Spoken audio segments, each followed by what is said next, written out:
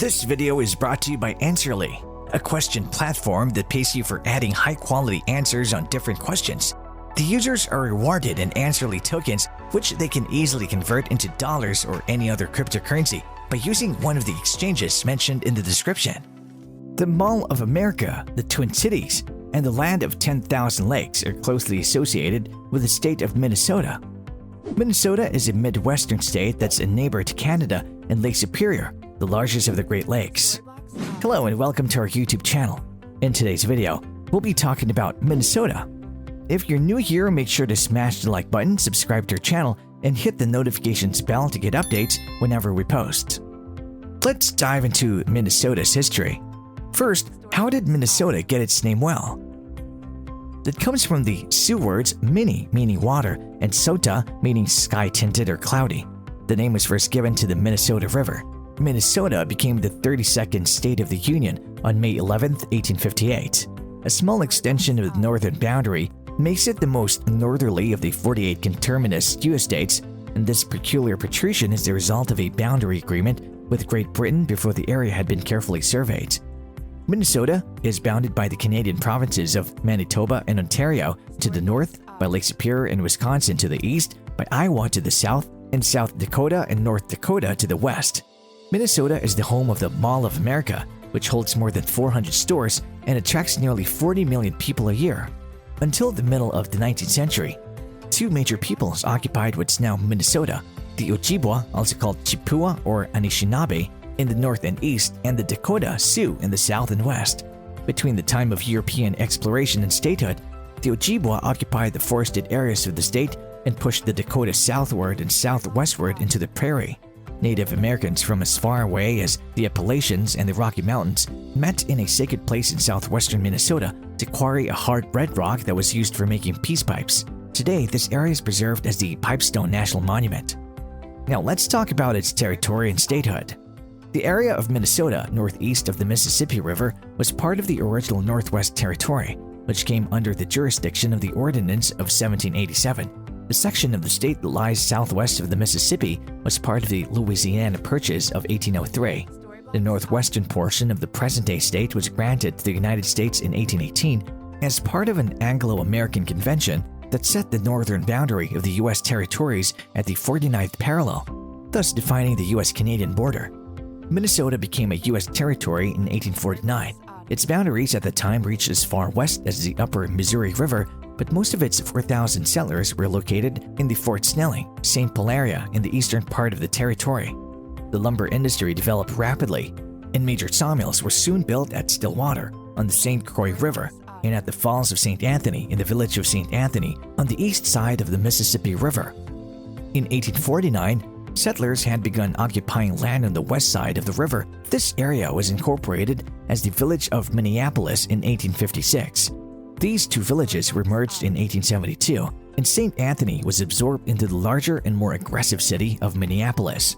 Now let's talk about the adaptation and growth.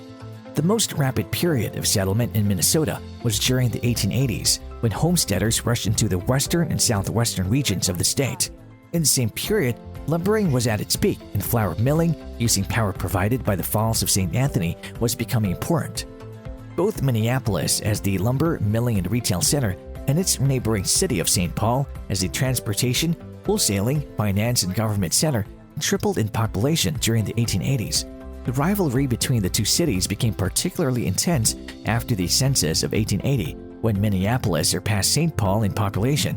By the end of the century, Minneapolis had developed a strong industrial base, while St. Paul's economy has stagnated. The state's deposits of high-grade iron ore were virtually depleted by the late 1950s.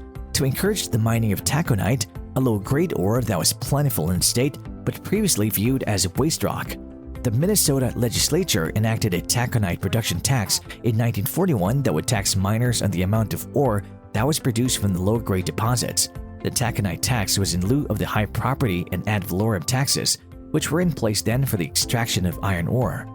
So what's the climate in Minnesota? Temperature variations in Minnesota occur not only seasonally, but also from one part of the state to another.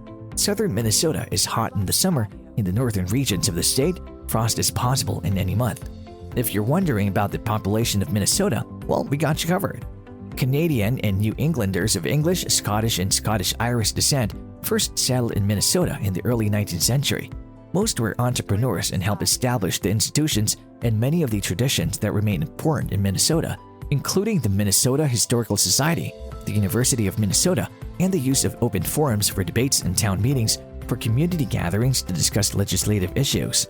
Town meetings were held in several communities even before Minnesota became a state in 1858. So, how's the economy of Minnesota? The economic growth of early Minnesota was related closely to the exploitation of its primary natural resources, soils, iron ore, and timber, which in turn stimulated the growth of such ancillary activities as railroad building, natural resource processing, and agricultural implement manufacturing. During the late 1960s and early 70s, these began to decline and service-related industries started to flourish. Agriculture, however, remains one of Minnesota's major industries. Now, let's check out the 5 largest cities in Minnesota. 1. Minneapolis, largest city in Minnesota, 412,517. 2. St. Paul, state capital, 300,000. 3. Rochester, home of Mayo Clinic, 111,907. 4. Bloomington, home of Mall of America, 87,224. 5. Duluth, major shipping port on Lake Superior, 86,597. Here are the places that Minnesota is famous for. 1. Voyageurs National Park. Voyageurs National Park, established in 1975, encompasses over 218 acres. It's one of the most popular sites in the state for those wanting to enjoy outdoor recreational activities. 2. Pipestone National Monument. The Pipestone National Monument, spanning over 281 acres, is a well-known landmark of the area made from sedimentary rocks. It's a sacred site for Native Americans because it's where they get their material to make their ceremonial pipes. 3. Split Rock Lighthouse. Split Rock Lighthouse was constructed in 1905 when a freak storm destroyed several boats, wrecked many ships, and crew members died. Today, the lighthouse and surrounding area cover 80 acres of parkland and visitor center, and the lighthouse is no longer currently in use. 4. Mall of America, Bloomington. The Mall of America, which opened in August 2002, is the largest indoor shopping mall in the U.S., with at least 520 stores and an amusement park. 5. St. Paul. St. Paul, nestled on the banks of the Mississippi River, is the capital of Minnesota. It, alongside Minneapolis, is known as the Twin Cities. And here we have the famous people from Minnesota. 1. F. Scott Fitzgerald in St. Paul. F. Scott Fitzgerald is considered one of the greatest American writers of all time. His numerous works include the novel The Great Gatsby. He was born in St. Paul, but spent his early years in New York after his father got a job there. 2. Winona Ryder. This actress is so Minnesotan, she was even named for a Minnesota city. She's been in a number of hit films including Little Women in 1994, Girl Interrupted, and Heathers. She had an interesting childhood and lived in a California commune with no electricity for a few years. 3. Adam Young. The electric music project Owl City gained fame in 2009 for the single Fireflies. Its singer and creator is Adam Young, was born in Iowa, but raised in Owatonna, Minnesota. 4. Sean William Scott. Sean William Scott is best known for his roles in the American Pie film series, and he was born and raised in Cottage Grove. 5. Chris Pratt. Another Hollywood guy known for his good looks.